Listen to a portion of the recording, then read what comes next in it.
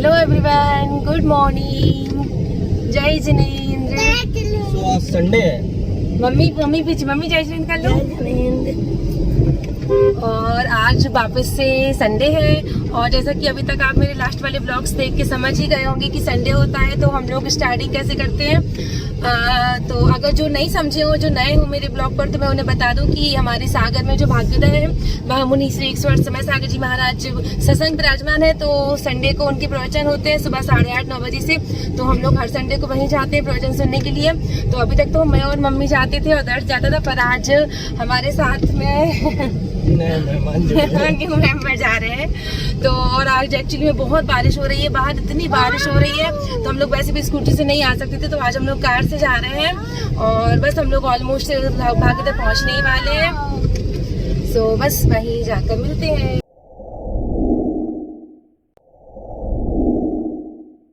और ये हम आ गए हैं भाग्योदय।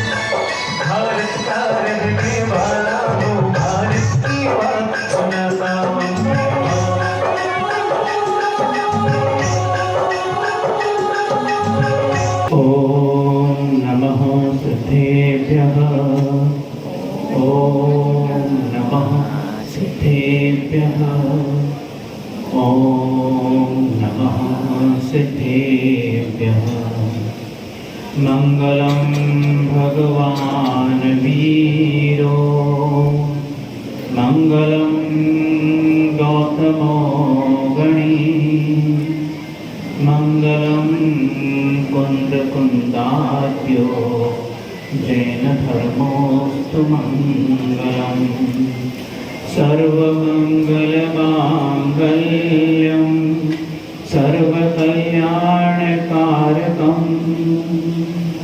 प्रधानं सर्वधर्माणां जैनं जयतु शासनम् जैनं जयतु शासनम्। बोलो भाग्योदय के मूल नायक श्री चंद्र प्रभु भगवान की जय। परम आराध्य परम उपकारी आचार्य गुरुवर श्री कुंद भगवान की जय। परम आराध्य आचार्य गुरुवर श्री संत शिरोमणि आचार्य गुरुवर श्री विद्यासागर जी महामुनि राज की जय। निर्यापक समण मुनि श्री समय सागर जी महामुनि राज की जय। मुनि श्री प्रशस्त सागर जी महाराज की जय। निर्यापक जय श्री समण मुनि श्री समय सागर जी महाराज की समस्त मुनि संघ की जय।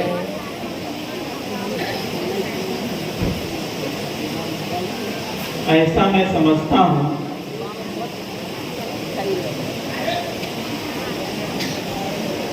कि आप सभी लोगों के पास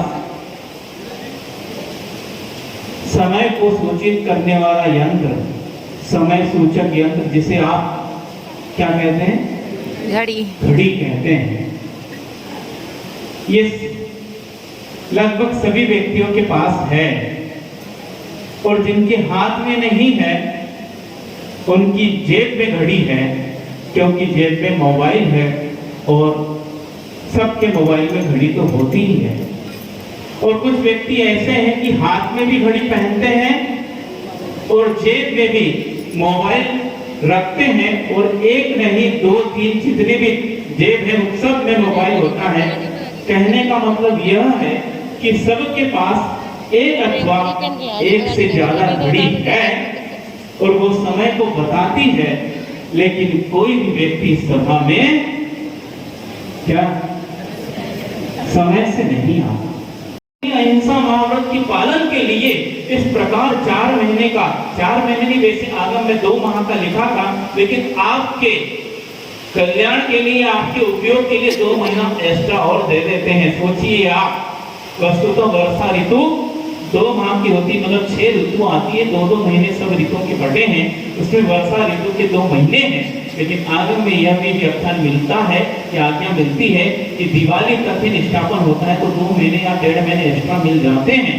लेकिन मुनिराज तो अपनी अहिंसा के पालन के लिए चातुर्मास की स्थापना करते हैं, लेकिन एक पंथ 2 काज होता है कि वह श्रावक के कल्याण के लिए, उनके जीवन में एक धर्म की दिशा बोध देने के लिए, उनके जीवन को, जो उनका जीवन अंधकारमय है, पापमय है, और वह व्यापार के माध्यम से और अन्य कार्यों के माध्यम से जो पाप का उपार्जन कर रहे हैं, उस पाप का प्रक्षालन कैसे हो, इस प्रकार उपदेश देकर अपनी चर्या के माध्यम से, आहार दान के माध्यम से वह अपना सहयोग देकर उसके जीवन से ये कालिमा साफ करने का प्रयास करते हैं। सोचिए वो कितना आपको दे रहे हैं, आप क्या दे पाओगे? हैं? क्या दे पाएंगे? पूज्य महाराज जी ने बताया था कि आप 4 प्रकार का दान देते हैं, लेकिन उस सब में सबसे बड़ा दान है ज्ञान दान, क्योंकि ज्ञान नहीं होगा तो किसी भी दान देने का विवेक उत्पन्न नहीं हो सकता। तो दान देने का ज्ञान भी इन पूज्य मुनिराजों और भगवान तीर्थंकर की दिव्य वाणी से आपको प्राप्त हुआ है, तब कहीं आप दान का स्वरूप समझ सके हो और अपने पाप का प्रक्षालन करने के लिए, और दे कुछ नहीं रहे हो, तो उसके हमने इतना दान दे दिया, इतना दान दे दिया, हमने इस प्रकार मंदिर बनाया। आचार्य महाराज कहते तुमने दिया कुछ नहीं, स्वार्थी हो। जो पाप किया था, पाप के माध्यम से जिस अर्थ का उपार्जन किया था, दान के माध्यम से उस पाप को धो दिया और महान पुण्य का संचय किया, अठन्नी दी और करोड़ों के वार में आ रहे। कल समझ में आई है? चक्रवर्ती ब्याज भी नहीं, ये कौन सा ब्याज मिल रहा पता नहीं, क्योंकि आगम में लिखा है कि एक राई के दाने बराबर भी यदि भाव से दान करते हो तो उसका फल वट वृक्ष के समान महान मिलता है, पक्का है। क्योंकि वट का जो बीज होता है वो कितना होता है? आचार्य महाराज बताते हैं, हमने देखा दोनों बीज को खसखस के दाने के बराबर इतना छोटा होता है, लेकिन जब वह उत्तम भूमि में जाकर और उत्तम खाद पाकर जब वो फलित होता है, क्या होता है? क्या होता है? बड़े का वृक्ष देखा, आचार्य महाराज की मुख से सुना है, कलकत्ता के आसपास कोई ऐसा स्थान है कि वहां पर बड़ का जो वृक्ष होता है वो तने के माध्यम से ऊपर तो जाता है, लेकिन देखा होगा आपने कि उसकी शाखा जो है वापिस नीचे की ओर आकर जमीन में अपना स्थान बनाकर उस तने को इतना बढ़ाती जाती है। बताते कि वहां पर लगभग 1-8 किलोमीटर में उसका दायरा बन गया है। उस वट वृक्ष का वो जड़े जो शाखा नीचे उतर कर उस वट वृक्ष को उसने इतना बड़ा बना दिया कि 1 किलोमीटर के दायरे में वो वृक्ष आता है। कितना बड़ा हो गया, और बीज कितना था? है कितना था? बिल्कुल छोटा सा बीज था, लेकिन फल इतना बड़ा मिला है। उसी प्रकार यह दान का फल है, आप देते तो उतना हो, लेकिन उसका पुण्य इतना मिलता है कि उसको आप फावड़े से भी बटोरोगे। क्या तगारी और फाड़ा बोलते ना उसको, उससे भी बटोरोगे तो आप बटोर नहीं पाओगे और आप थक जाओगे बटोर कर, लेकिन आप उसका भोग नहीं कर पाओगे। ऐसा साथी से पुण्य होता है। तो बंधु, अपने जीवन में इस प्रकार का सुयोग मिला है, भाग्यहीनता है तो उसको बदलकर सौभाग्य में परिवर्तित कीजिए। यदि आपके कंठ में रोग हो रहा है तो इस प्रकार महान वैद्य जो मुनिराज बैठे हैं उनके पास आकर औषधि दीजिए, ताकि आपको मीठे मीठे अंगूर जो आगम की वाणी के रूप में वो खाने को मिल जाए। अन्यथा ये रोग तो जन्म भर का है, तो कभी समाप्त नहीं हो सकता।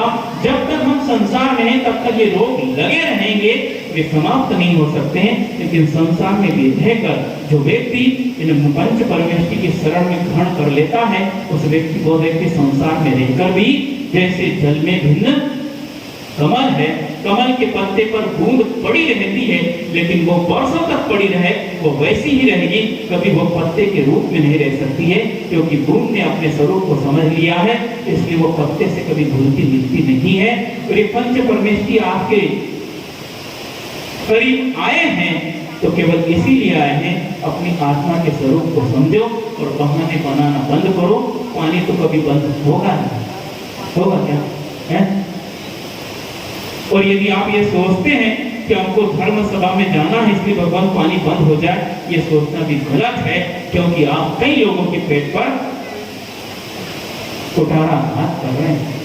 इस पानी की भी आवश्यकता है, उस कृषक को और कृषक को नहीं है, तुम्हें लोगों को है भैया, हैं पेट भरने के लिए और पेटी भरने के लिए। हाँ, जब वो उगाएगा नहीं तो गल्ले वाले क्या करेंगे? आवाज आते रहेंगे गल्ले के व्यापारी, हैं वो जो वेयर हाउस बनाया है उसको कौन भरेगा? तो वो आपके लिए ही मेहनत कर रहा है, इसलिए ऐसा सोचकर आप करोगे तो वो भी धर्म नहीं होगा। कोई भी परिस्थिति हो, चाहे पहाड़ भी क्यों न टूट पड़े भगवान, लेकिन यह सौभाग्य मिला है, पंचेंद्री संगी पंचेंद्री की पर्याय मिली है और उसमें उत्तम कुल में जन्म हुआ है, और उसमें भी हमें और सौभाग्य मिला है कि ऐसा देश, ऐसा काल और ऐसा नगर मिला है जहां पर मुनियों का आना जाना है। और उससे सबसे बड़ी बात तो यह है कि ऐसा नगर मिला है जिस नगर पर आचार्य भगवान की साक्षात कृपा है। नहीं है? कितनी कृपा करते गुरुदेव और सागर कवि, कितनी बार संघों को भेजा है। और सोचिए आपका पुण्य, हम सोचकर कई बार ये आता है कि देखिए कितनी कृपा करते आचार्य महाराज, और आपका भी पुण्य है, बिल्कुल मैं मानता हूँ, साथ ही साथ पुण्य है। एक बार दो बार, एक बार नहीं 2 बार पूज्य बड़े महाराज के चातुर्मास का आदेश आचार्य महाराज ने दिया। आज हम सत्य खोल रहे हैं आपके सामने। इस वर्ष से पहले लगातार 3 वर्ष से आचार्य महाराज सागर का आदेश देते थे, और हम लोगों को एक ही शहर का आदेश देते हैं। जब से संघ से निकले हैं, जब हम लोग रहेली में थे, गर्मी पूरी हो गई, आचार्य महाराज से निवेदन किया, भगवान अब चातुर्मास का समय निकट आ रहा है, तो आपका आशीर्वाद, आपकी अनुकंपा किधर की ओर है, जैसा आपका आदेश होगा हम पालन करेंगे। तुरंत वहां से आज्ञा आई कि